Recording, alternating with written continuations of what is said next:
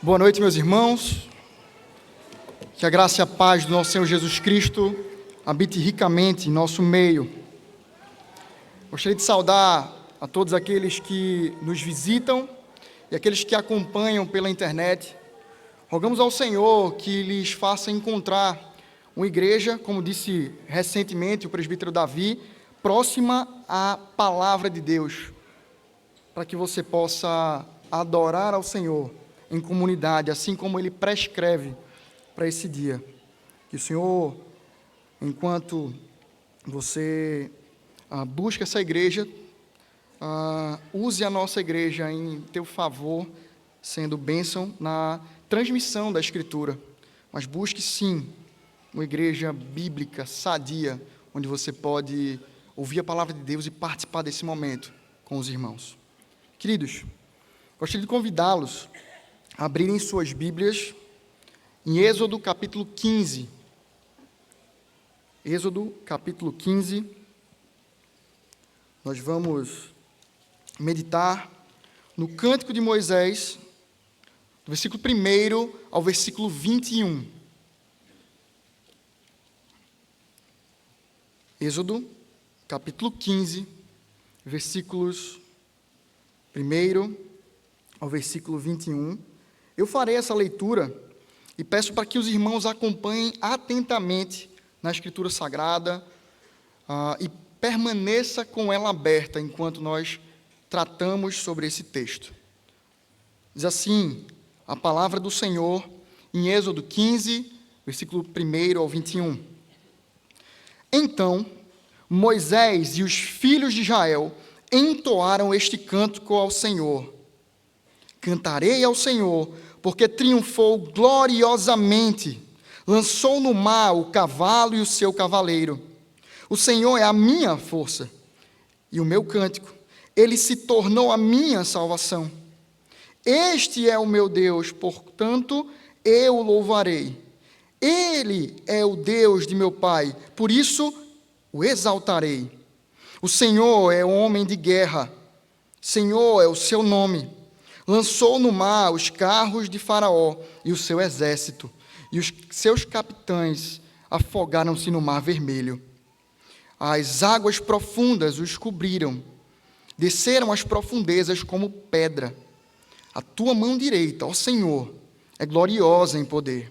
A tua mão direita, ó Senhor, despedaça o inimigo. Na grandeza da tua excelência, derrubas os que se levantam contra ti. Envias o teu furor, que os consome como palha. Com o sopro das tuas narinas, amontoaram-se as águas, e as correntes pararam em montão. As águas profundas se tornaram sólidas no coração do mar. O inimigo dizia: perseguirei, alcançarei, repartirei os despojos. A minha alma se fartará deles. Arrancarei a minha espada e a minha mão os destruirá. Sopraste com o teu vento e o mar os cobriu. Afundaram-se como chumbo em águas impetuosas. Ó Senhor, quem é como tu entre os deuses? Quem é como tu, glorificado em santidade, terrível em feitos gloriosos, que opera as maravilhas? Estendeste a mão direita, e a terra os engoliu. Com a tua bondade, guiaste o povo que salvaste. Com a tua força, o levaste à habitação da tua santidade. Os povos ouviram, estremeceram. Agonias apoderaram-se dos habitantes da Filístia.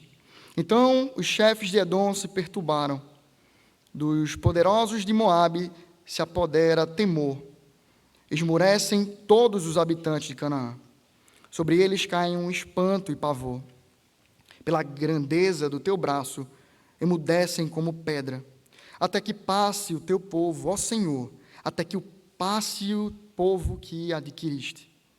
Tu introduzirás e o plantarás no monte da tua herança, no lugar que preparaste, ó Senhor, para a tua habitação, no santuário, ó Senhor, que as tuas mãos estabeleceram. O Senhor reinará por todo o sempre, porque os cavalos de Faraó, com os seus carros de guerra, e com os seus cavaleiros entraram no mar. E o Senhor fez com que as águas do mar voltassem e os cobrissem. Mas os filhos de Israel passaram a pé enxuto pelo meio do mar. A profetisa Miriam, irmã de Arão, pegou um tamborim, e todas as mulheres saíram atrás dela com tamborins e com danças. E Miriam lhes respondia: cantem ao Senhor, porque triunfou gloriosamente e lançou no mar o cavalo e o seu cavaleiro. Vamos orar mais uma vez. Pai querido, Deus de amor e misericórdia, a Tua palavra foi aberta, lida e será exposta, Senhor. Te pedimos que tratemos ela com fidelidade, apesar de mim, Senhor. Sê com o Teu povo, fala ao Teu povo, a começar no meu coração e na minha mente, na minha prática da Tua palavra. E abunda o Teu povo da Tua graça, para que percebamos em Ti esperança e vivamos para a honra e glória do Teu nome. Em Cristo, amém. Queridos, hoje eu gostaria de iniciar uma série de sermões que eu intitulei de Cantando a Esperança. A ideia que eu gostaria de trazer vocês comigo é de que, como se estivéssemos numa galeria de arte, numa exposição de arte, e entremos nela exatamente com essa intitulação, Cantando a Esperança.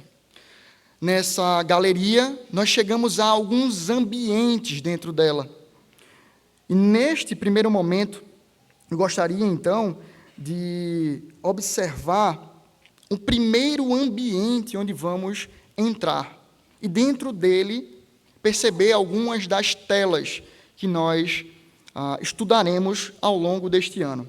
Esse primeiro ambiente, em relação à esperança que nós cantamos, fala sobre uma esperança em meio à salvação. Este é o ambiente, o cenário, onde encontraremos a nossa primeira tela, o sermão desta noite.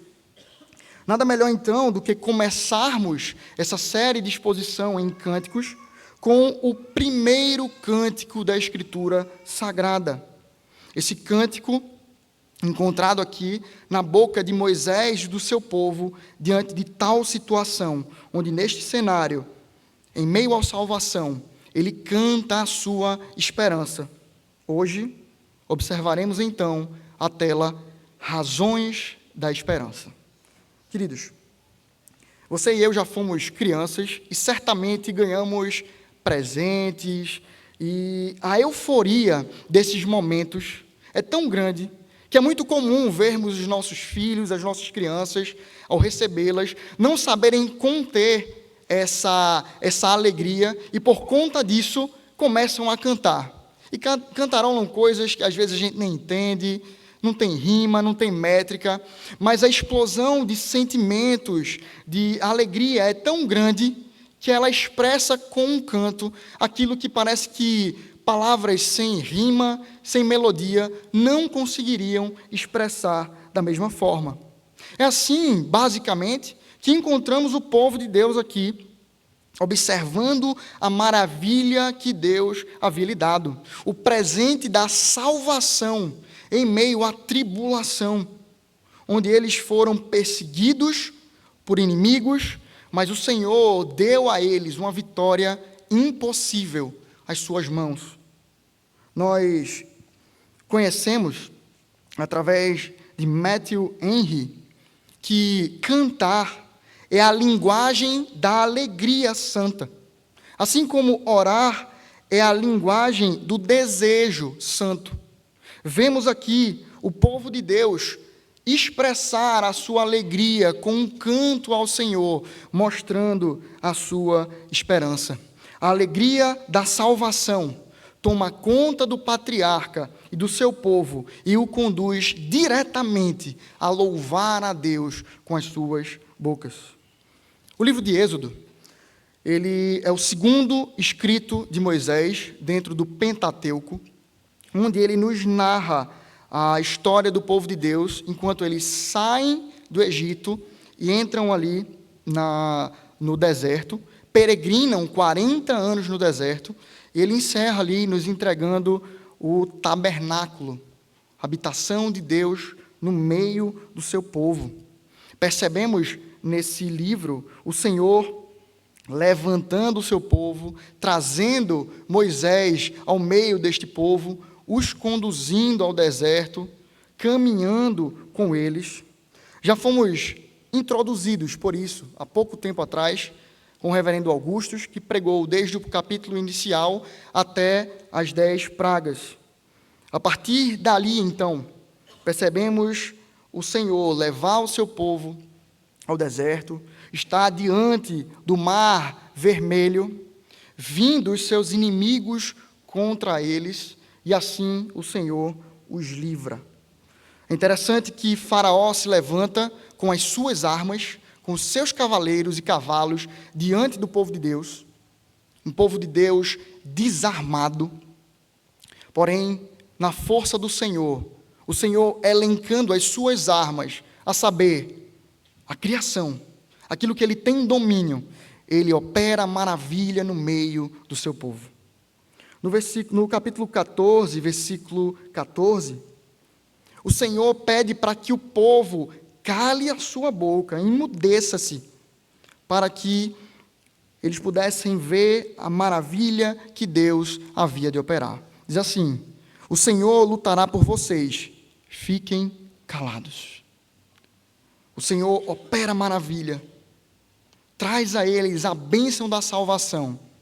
E agora, no versículo 1, esse povo abre a sua boca em louvor. Aquele canto que estava guardado explode da sua alma. E assim, então, eles trazem a sua esperança dentro das palavras desse cântico. Maravilhados pelo que presenciaram ali, Moisés e o povo louvam a Deus, falam da sua esperança, confiam no seu Deus, da sua salvação, e por isso expressam tudo aquilo que veremos aqui. Eles apontam aqui razões cristalinas, belas, como telas de uma arte, apontando as maravilhas de Deus para com a sua vida. E isso, então, os enche de esperança. E dentro deste conteúdo, observaremos nesta noite razões da esperança. Observaremos o tema razões da esperança dentro do Cântico de Moisés. Nós observamos o primeiro levantar de voz deste povo, falando sobre uma esperança que vem a partir do livramento da opressão inimiga. Em primeiro lugar, vemos que uma das razões da esperança é o livramento da opressão inimiga. O versículo 1, como já dissemos,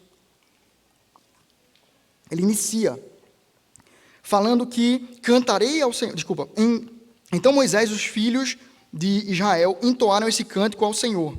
A ideia aqui é de que imediatamente após aquela situação, onde o Senhor fecha o mar e o Senhor livra o povo dos seus inimigos, imediatamente eles começam a cantar ao Senhor.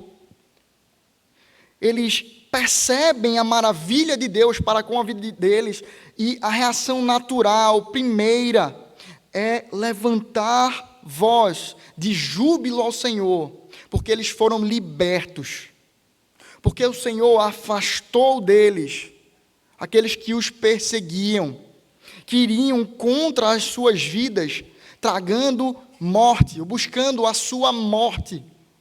O povo de Deus é livrado da morte. E é isso que leva este povo, então, a louvar a Deus. Os inimigos se levantaram contra eles, contra o povo de Deus, mas o Senhor os defendeu, livrando-os dos inimigos, livrando o povo de Deus do Egito. Ora, irmãos, há pouco o texto nos narrava, e o pastor Augusto deixou muito claro aqui, tamanha era a opressão que os egípcios fizeram contra o povo de Deus. Passaram por 400 anos de escravidão, a ponto que em Gênesis 14 vai nos mostrar ali Deus prometendo que os filhos de Abraão passariam 400 anos ali debaixo do Egito, sobre essa opressão. E vemos o quanto ela piora a princípio. Moisés é levantado por Deus para questionar a Faraó, pedir para que liberte o seu povo. O que acontece é que o Faraó pesa ainda mais as suas mãos contra o povo de Deus. Passam-se 9 pragas, e Faraó não amolece o seu coração, impiedosamente se levanta contra o povo de Deus, se levanta contra o Senhor. Na 9ª, na 10ª, ele quebranta ali o seu coração a priori, permite com que o povo vá, mas logo depois parece se esquecer disso, e vai ao encontro do povo a fim de matá-lo, e vai em direção ao Mar Vermelho com esse intuito. Sem a operação milagrosa do Senhor, o povo estaria perdido. Sem que Deus agisse contra os inimigos do povo de Deus, eles não teriam vez. Era um povo escravo, era um povo sem armas, desarmado, e a opressão tirânica do povo que os submetia, subjugava, viria com dor, sem medo, sem pena do povo de Deus. Porém, o Senhor livra este povo, operando maravilhas, abrindo o mar, fazendo com que eles passem a pés enxutos, enquanto os inimigos vêm dentro deste mar, o Senhor os traga.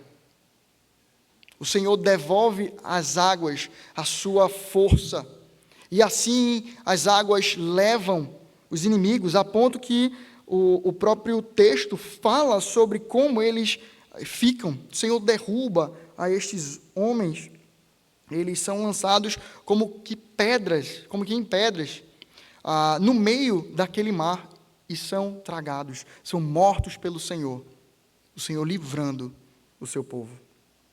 O versículo 4, ele vai nos mostrar exatamente esta perseguição, esta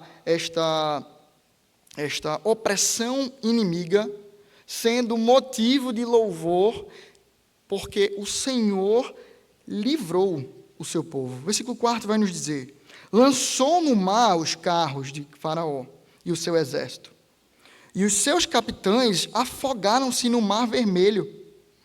Perceba que aqui a alegria do povo está porque o Senhor operou ali, os livrando daqueles que os perseguiam. O versículo 5 continua dizendo que as águas profundas os cobriram, desceram às profundezas como pedra.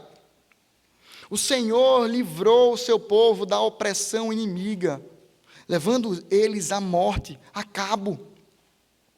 O Senhor cuidou do seu povo, livrando cada um destes, de que fossem perseguidos, pegos pelas espadas de Faraó, ameaçados pelos cavalos e cavaleiros. Isso é tão grandioso diante do povo de Deus, que no versículo 8 até o 10º, ele vai repetir essa ideia. Com o sopro das tuas narinas, amontoaram-se as águas, as correntes pararam em montão, as águas profundas se tornaram sólidas no coração do mar. O inimigo dizia: perseguirei, alcançarei, repartirei os despojos. A minha alma se fartará deles. Arrancarei a minha espada, e a minha mão os destruirá. Sopraste com o teu vento, e o mar os cobriu. Afundaram-se como chumbo em águas impetuosas. Perceba que direção do inimigo aqui não era para ter uma conversa amistosa. Não, vou chegar lá neles para ver se a gente consegue um meio termo aqui, eles voltam, a gente libera eles de fazer uma ou outra coisa. Não. A ideia é de que os inimigos, como o versículo 9 diz, foram lá para dar cabo. Perseguirei, alcançarei, repartirei os despojos. A minha espada os alcançará, e a minha mão os destruirá. É interessante pensar sobre os despojos, que é o próprio Deus que diz que este povo recebe dos egípcios, cada um pede aos seus senhores ouro e prata para que eles levem como parte de uma compensação daquilo que eles sofreram.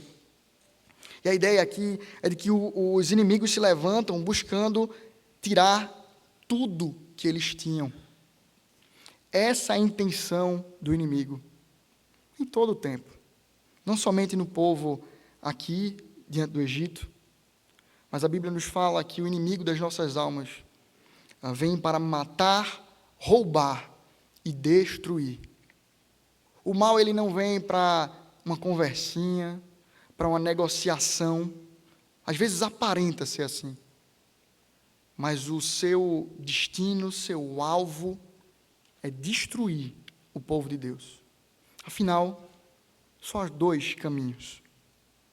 Com o Senhor, alcançando vida eterna em Cristo, ou sendo condenado pelo nosso erro e pecado, sendo condenado ao inferno, longe do Senhor, longe do seu amor e misericórdia, que é disposto aqui, a Israel e a nós, nesta noite, enquanto nós ouvimos a sua palavra.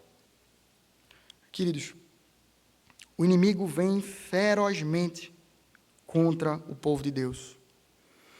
Ao finalizar a parte do cântico de Moisés, ele repete: porque os cavalos de Faraó, com os seus carros de guerra e com os seus cavaleiros, entraram no mar, e o Senhor fez com que as águas do mar voltassem e os cobrissem.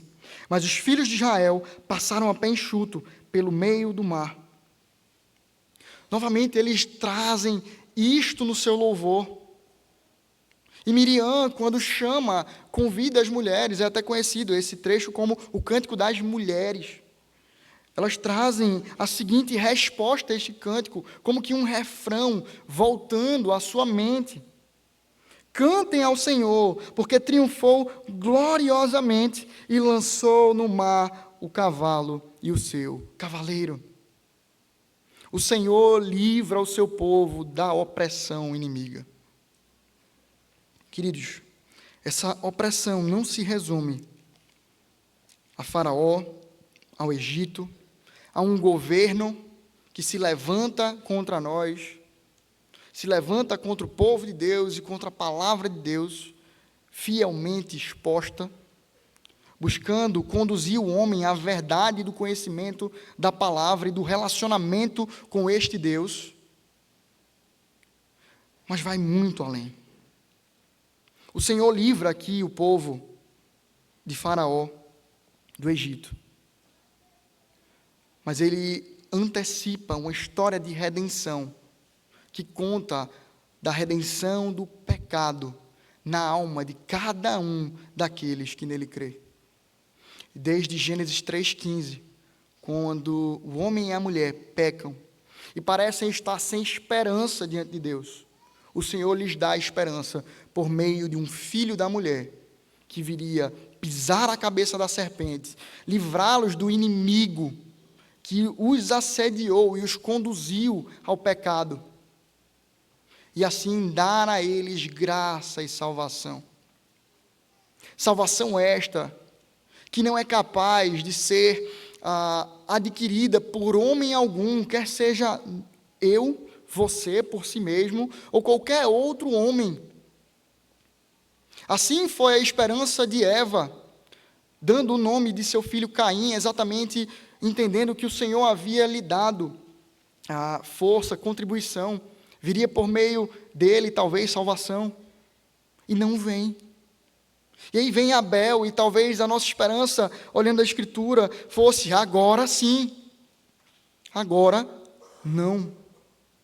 Vem então Sete, substituindo Abel, e fala-se então que Sete não é aquele que veio do Senhor como promessa, mas que na verdade dele viria a descendência, dele seria a linhagem que chegaria até na plenitude dos tempos.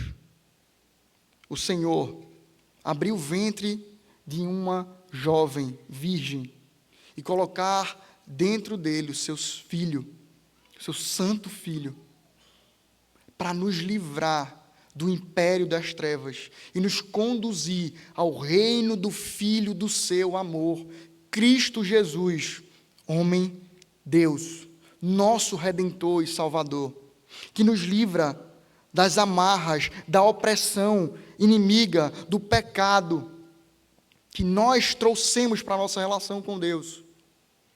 O Senhor nos livra de nós mesmos e das consequências do pecado.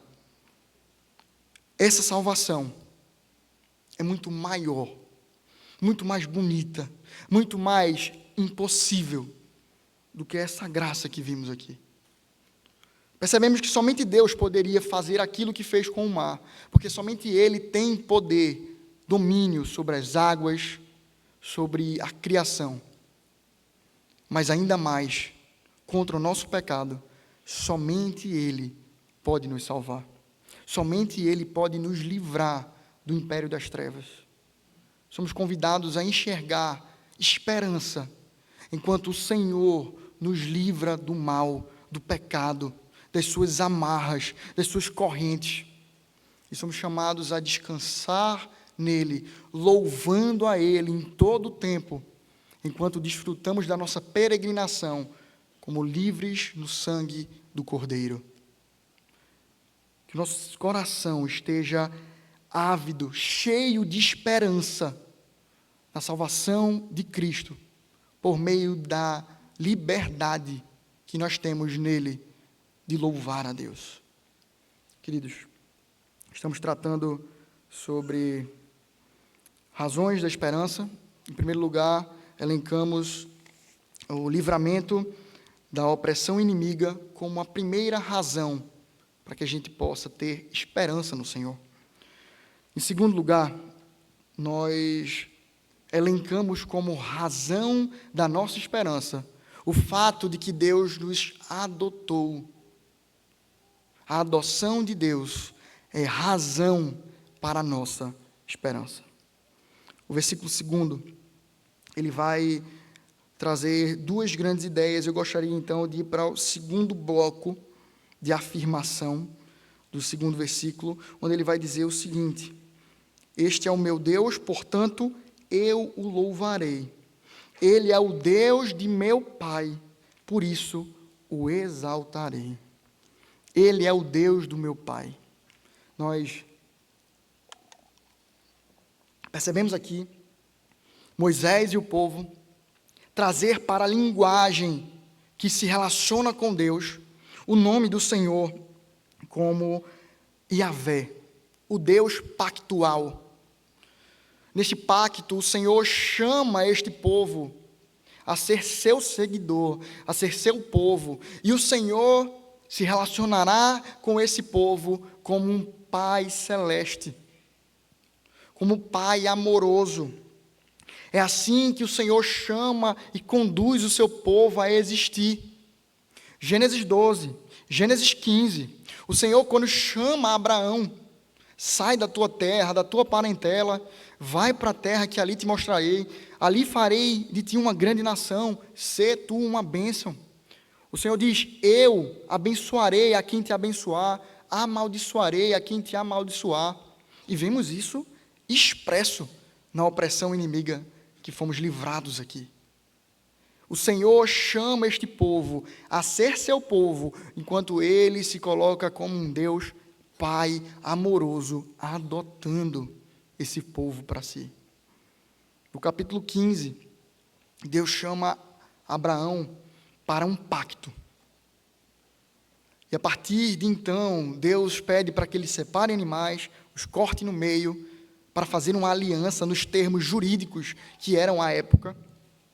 E somente o Senhor passa no meio desse sacrifício. O que significa, o que simboliza que somente o Senhor seria culpado, que aconteceria somente com o Senhor, aquilo que aconteceu com aqueles animais, caso o Senhor descumprisse a sua aliança. Porém, dos seus filhos, ele não atacaria. Eles não tinham a capacidade de poder cumprir aquele pacto. Então Deus passa sozinho e age com misericórdia e graça. Abraão é tomado por um sono, dorme naquele momento, e o Senhor cuida dele, o adotando para si, adotando os seus filhos para si, dizendo que de Abraão ele faria uma grande nação, e que eles seriam os seus filhos adotados por Deus. E ele assume o prejuízo daquilo, assume o prejuízo, o ônus, na verdade, daquela aliança. Meus irmãos, eu já fui mais jovem do que sou, e eu ganhei um carro com 18 anos, basicamente. E você sabe que um recém-habilitado, ele não tem toda essa habilidade, por mais que eu achasse que tinha, por mais que eu achasse que eu fosse o próximo Ayrton Senna do Brasil, mas eu não tinha verdadeiramente essa habilidade. E algumas vezes eu bati o carro, por imprudências minhas, por vezes que eu fui desatento, negligente. E é interessante que quando aconteceu isto, ou quando acontecia isto, eu não tinha autonomia para poder pagar por aquele conserto. Eu acho que os pais aqui já estão sentindo a dor no bolso, ou lembrando da dor do bolso que já acontecera convosco. Rapidamente, eu ligava para o meu pai, para que ele pudesse assumir, com o seu trabalho, com o esforço do seu trabalho, o prejuízo que eu causei, enquanto mau piloto. E ele vinha, pagava as custas, nem sempre com muita alegria, certamente, mas eu, no alto do meu estágio, ganhando R$900 por mês, não tinha condições de arcar com os prejuízos quando acontecia coisa assim. Meu pai vinha e assumia esse ônus. É mais ou menos esta ideia que nós percebemos aqui. Deus está dizendo: meu filho, você será meu filho. Eu adoto você e eu assumo as consequências. Porque eu sei que você não tem capacidade de assumi-las. Eu sei que você não tem competência, não tem autonomia para fazê-la. E o Senhor, então, nos adota em seu pacto e nos traz assim, como um pai que arca os custos das bobeiras dos seus filhos. É assim que nós vemos Deus se apresentar. Deus Pai.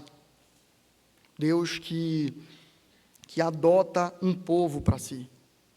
Faz aliança com esse povo e os guarda nessa aliança, assumindo os ônus, a autonomia que ele tem para todo e qualquer prejuízo que nós trazemos. Ele nos adotou, a ponto de enviar o seu Filho, Cristo Jesus, para morrer uma morte que era nossa, adotando uma morte que era nossa, para nos dar a sua vida, nos levando com Ele como co-herdeiros dele, junto ao Pai, herdando nós as bênçãos, como o pastor Luciano bem disse aqui. A bênção da salvação é uma das muitas. Alguns bons estudiosos vão dizer que ela é a principal. Stephen Charnock, ele vai dizer que esta é a principal das bênçãos e todas as outras bênçãos derivam dela. Ela é a bênção originária e todas as outras são derivadas. O Senhor nos adota, nos coloca para vivermos na sua bênção, sob a sua responsabilidade, tirando de nós todo o fardo, todo o peso, e colocando sobre Ele, na cruz, nos dando vida, nos adotando em seu sangue, em Cristo Jesus, e nos fazendo seu povo. João capítulo 1, versículo 12, falando sobre esta salvação, sobre esta adoção maravilhosa que Cristo aplica no coração de todo aquele que nele crê, ele diz: mas a todos quanto o receberam, deu-lhes o poder de serem feitos filhos de Deus, a saber, a quem crê no seu nome. Deu-lhes o poder de serem feitos filhos de Deus, adotados no sangue de Cristo. Todo aquele que nele crê é trazido para a sua aliança, é adotado no sangue de Cristo, e assim recebe os benefícios de um filho. Nós temos estudado sobre o tema razões da esperança. Em primeiro lugar, nós elencamos a libertação da opressão inimiga como a primeira razão evidenciada no texto. Em segundo, nós elencamos a adoção de Deus ao seu povo como a segunda razão mostrada no texto. Em terceiro e último lugar, gostaria de pensar com vocês a respeito de que uma das razões da nossa esperança está na salvação operada pelo Senhor ao seu povo. A salvação de Deus para com o seu povo é razão para que a gente possa ter esperança enquanto caminhamos na terra.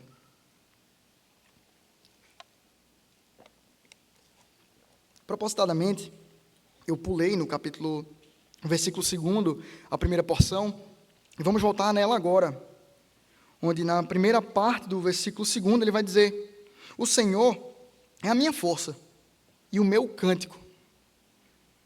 Ele se tornou a minha salvação. O Senhor é a minha força e o meu cântico.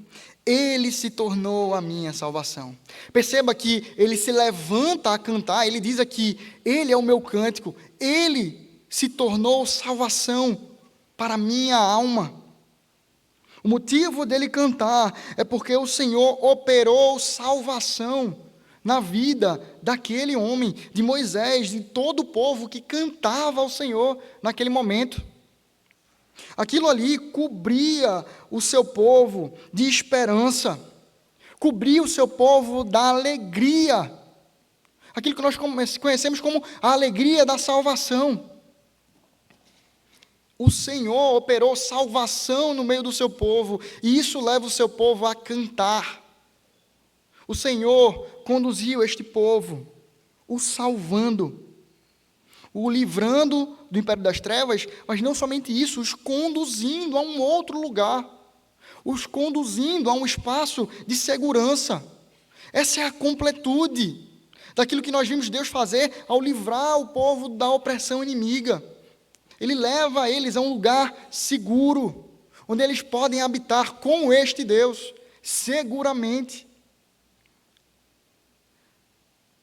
Neste caso em si, a outra margem do Mar Vermelho, onde não havia mais os inimigos do Egito, os quais foram tão tenebrosos, tão maléficos e tão marcantes no meio do povo de Deus, que o Senhor, 5 capítulos para frente, quando ele vai falar sobre a sua lei e apresentar-se como Deus desse povo, ele diz: eu sou o Senhor teu Deus, que te tirei da terra do Egito, da casa da servidão.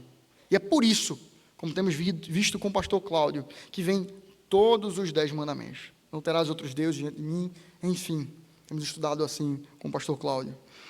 A razão dada aqui é porque o Senhor operou salvação e os levou até a outra margem segura, onde o Senhor estava com eles e não mais os inimigos ali. O Senhor levou aquele povo a estar do outro lado da margem, glorificando a Ele, observando essas bênçãos. Deus operou salvação ao seu povo. Eles acabaram de ser livrados da morte, presenciaram um grande milagre diante dos seus olhos, e isso lhes enche a boca, a alma, o espírito, para que eles possam louvar a Deus e viver segundo a melodia desse louvor. Mais para frente, o versículo 13 nos diz: com a tua bondade guiaste o povo que salvaste. Com a tua força o levaste à habitação da tua santidade. Aqui, meus irmãos, nós percebemos que o Senhor é aquele que é elencado como o Salvador, aquele que livra o seu povo e que leva a este lugar. Guiaste o povo que salvaste. Guiar carrega essa ideia de acompanhar enquanto caminha. Nós temos amadas tias-avós, já bem idosinhas, e é bem interessante. Quando a gente vai sair com elas, a gente precisa, às vezes, dar a mão e caminhar com elas até chegar ao local. Elas podem sentar, ficar à vontade. É neste sentido aqui que nós vemos a tua bondade, com a tua bondade, o Senhor nos ampara. O Senhor dá o seu braço de bondade e acompanha esse povo. Ele não somente aponta uma direção, mas ele acompanha este povo. Povo este que diz, com a tua força, a força que nós temos ao ajudar as nossas tias que têm perdido a sua força ao longo do tempo pela idade, assim o Senhor se coloca com a sua força ao lado do seu povo, que não tem força própria, os conduzindo. Então, é com a tua força que tu levaste o teu povo para a habitação da tua santidade. Aqui, alguns bons estudiosos vão pensar e já qualificar esse local. Aqui, talvez, já Moisés, pensando a respeito de quando ele escreve o texto mais na frente, as margens da Terra Santa ali no Monte Sinai, ele percebe que o Senhor conduziu este povo desde aquele momento até agora, e aí talvez ele estivesse falando a respeito da habitação na Terra Santa, terra prometida por Deus a Abraão, Isaque, Jacó, a Moisés e a este povo, a Canaã. E alguns vão dizer, certamente, foi a força do Senhor que levou esse povo àquela habitação. E de fato foi. Foi a força do Senhor, o braço forte do Senhor, que direcionou, guiou com paciência, longanimidade, com amor, o seu povo, sim, até aquele lugar. Porém, meus irmãos, a nossa esperança não é simplesmente eterna, geográfica, física, onde Israel está hoje, posta ali na Palestina. Nossa esperança vai além disso. E é o Senhor que nos conduz à salvação além desta terra, além deste mundo. E certamente nós conseguimos enxergar o Senhor conduzindo o seu povo à salvação, conduzindo o seu povo à terra que Ele tem prometido para nós.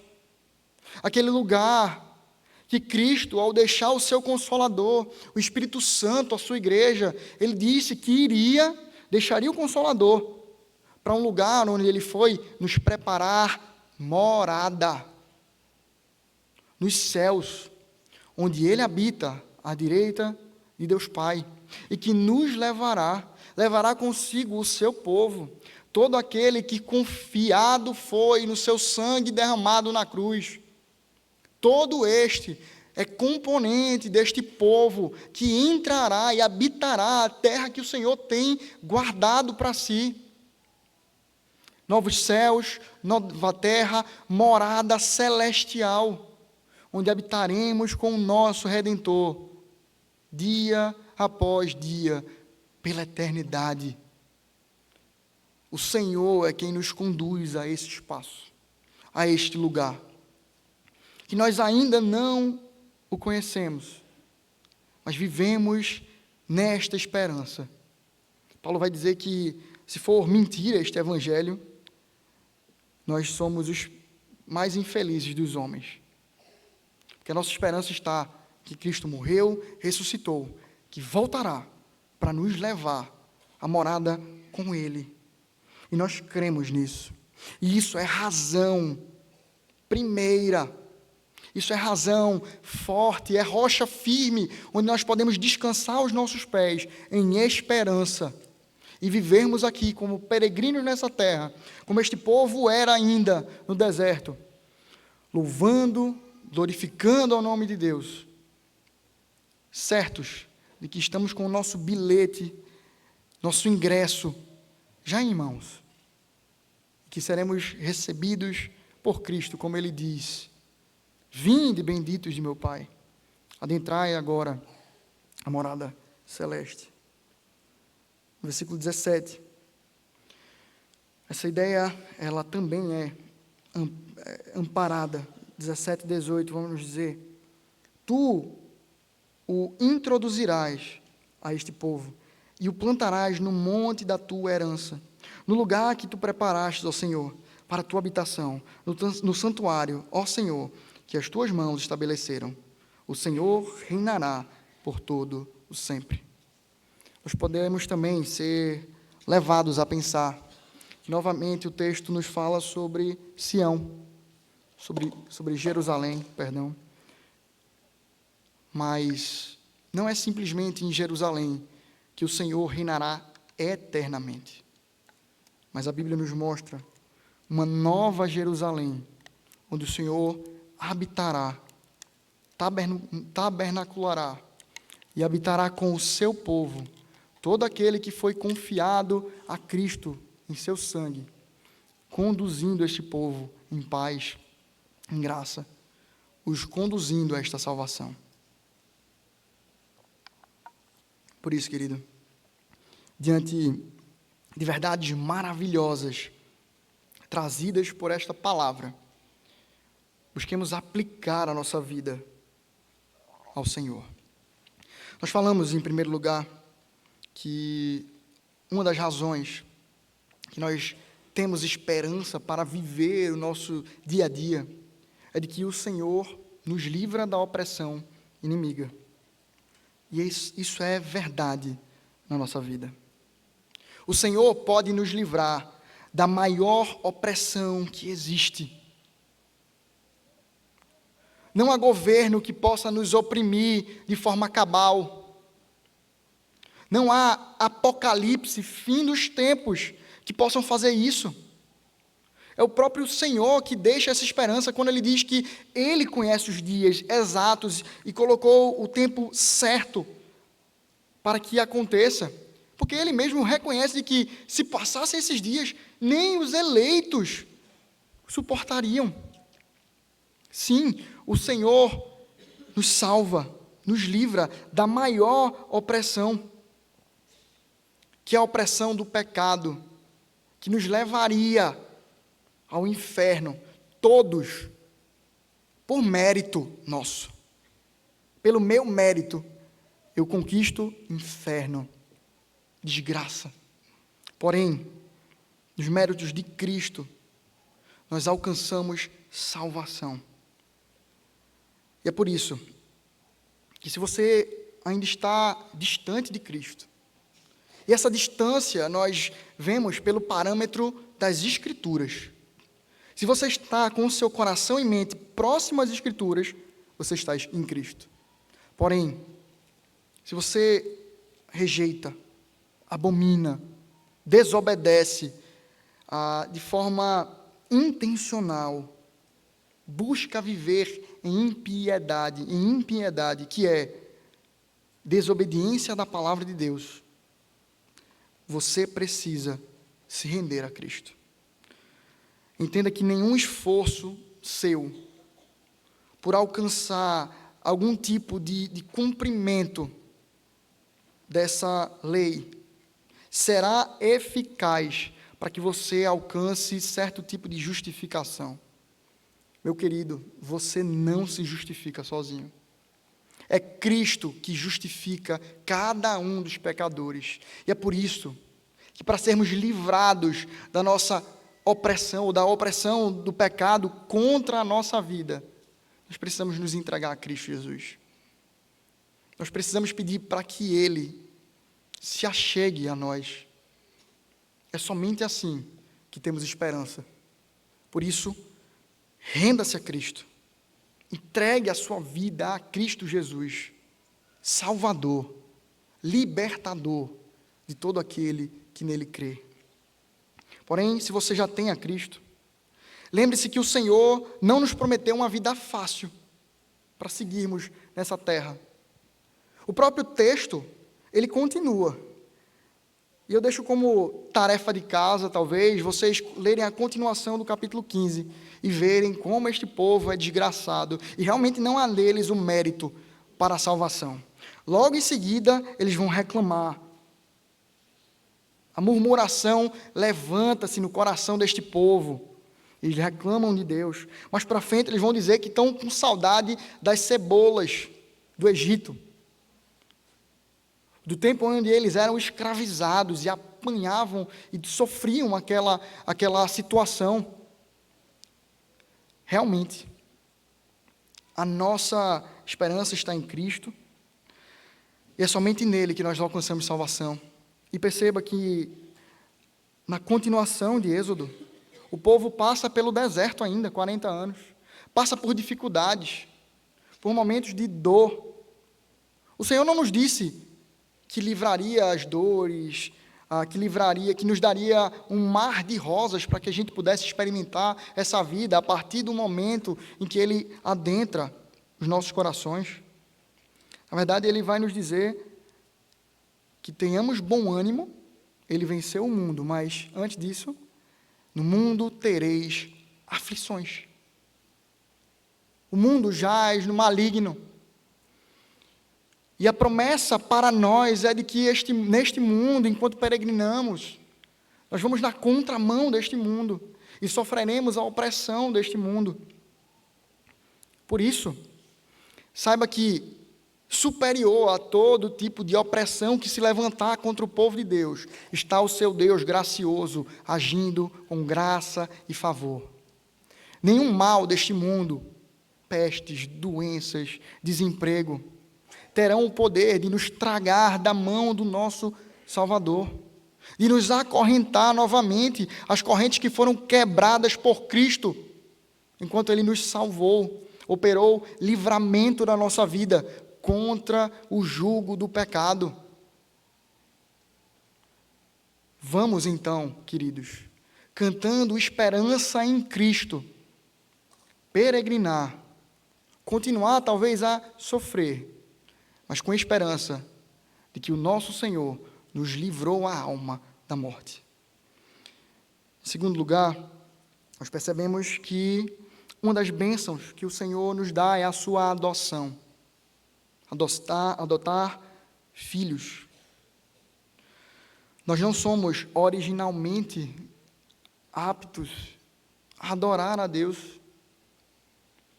Nós fomos habilitados mediante essa adoção. O Senhor adota para si um povo que não tem nada de bom ao entregar. E é por isso que, diante da palavra, eu chamo você a que não se sinta constrangido em chegar-se diante de Deus, da forma que você está agora. Não acho que você está, como o pastor Lutero bem tem dito aqui, não há pecador mais miserável que não possa ser constrangido e purificado pelo Senhor. Ele é o Criador de todas as coisas, o sustentador de todo o universo. Por isso, Ele pode te alcançar. Aceite então ser transformado através dessa adoção que Cristo faz da tua vida, adequando-se à santidade verdadeira de um filho, a exemplo do primogênito, Cristo Jesus, que viveu santamente diante do Senhor. Por isso, sim, venha como você está, agarre-se a Cristo e imite a Ele em sua santidade. Para aqueles que já caminham com o Senhor, meus irmãos, vivam conforme o Filho. Vivam conforme a santidade de Jesus. Sejam santos. Não somente aqui, para os pastores verem, para os presbíteros verem e dizer, que cara legal. Sejam santos na igreja, sim. Mas sejam santos nos seus trabalhos, na escola, no estudo, na faculdade, nas suas relações de namoro, nos seus casamentos, na sua solteirice. Seja santo, assim como o Senhor é santo. Esse é o convite da palavra de Deus. Sede santos, porque eu sou santo. Adotados pelo Senhor, vivam conforme a sua instrução, educação. Vivam conforme o nosso irmão mais velho, Cristo, nosso Redentor, o primogênito, que viveu de forma santa e nos convida a imitá-lo. Por fim, nós vimos que Deus opera salvação. E esta é a grande razão da nossa adoração. É a grande razão da nossa esperança. Por isso, se você ainda não tem uma vida compromissada com Cristo, eu repito, isso significa que você lê a Escritura Sagrada, você busca nela referência do Senhor e você busca cumpri-la, imitá-la, assim como vimos anteriormente, por aqueles que são adotados, eles buscam servir ao Senhor, imitar a Cristo. Essa é a forma. Se você ainda não tem uma vida compromissada com Cristo, achega-te a Ele, clama a Ele, para que Ele opere maravilhosa salvação na tua vida, para que este Senhor, que se apresenta como Rei dos Reis, Senhor dos Senhores, seja Senhor da tua vida. Achega-te ao poder e à graça e à misericórdia desse Deus que está disponibilizada para ti, enquanto o Senhor traz a sua palavra aos nossos corações, enquanto nós estamos no meio do seu povo, vivendo nos meios de graça. Aproveite a oportunidade de salvação disposta em Cristo Jesus para a tua alma, para que você seja adotado, salvo, livre das amarras do pecado. Aqueles que têm a Cristo como seu Senhor, lembre-se de onde vocês vieram. Nós éramos pecadores indignos, ainda somos pecadores indignos, mas agora redimidos pelo sangue de Cristo. Lembrem-se então de onde vieram e para onde irão. O Senhor nos levará à morada celeste, ao tempo onde nós viveremos na sua graça, no seu favor, e o pecado não mais habitará no nosso coração. Ele nos levará para a sua mansão celeste, e nós habitaremos com Ele eternamente. Nossa esperança se dá para hoje, enquanto nós antegozamos os céus, vivendo o que é ser igreja, vivendo em oração, a exposição da sua palavra, e para amanhã, no dia em que o Senhor virá, romperá os céus novamente, e levará todo aquele que está confiado em si. Viva conforme aquele que é salvo e desfrute da graça de antegozar os céus aqui. A salvação operada pelo Senhor nos seus amados é motivo suficiente para que a gente levante a nossa voz perpetuamente em louvor e adoração a Deus. Essa verdade é tão marcante que no Salmo 87 ela é evidenciada como uma consequência da união dessa igreja. Eu já preguei este salmo aqui anteriormente, e vimos que no segundo ponto, o Senhor é quem chama os habitantes dessa igreja, e vimos que não é o pessoal de Israel, das tribos de Israel, mas são povos inimigos do povo de Deus, ou seja, gente que não tinha mérito para estar ali, nem mesmo os israelitas teriam, mas destes aqui, aglutinados, o Senhor traz louvor, e eles cantam todos juntos. Todos os cantores, saltando de alegria, dirão: todas as minhas fontes estão em ti. Pecadores miseráveis, louvam ao Senhor. Por fim, em Apocalipse, capítulo 15, percebemos que aqueles que venceram a besta, eles louvam a Deus. Juntamente com o cântico de Moisés, eles entoavam as palavras que cantaremos esta noite ainda, que nos diz, e entoavam o cântico de Moisés, servo de Deus, e o cântico do Cordeiro, dizendo: grandes e admiráveis são as tuas obras, Senhor Todo-Poderoso. Justos e verdadeiros são os teus caminhos, ó Rei das nações.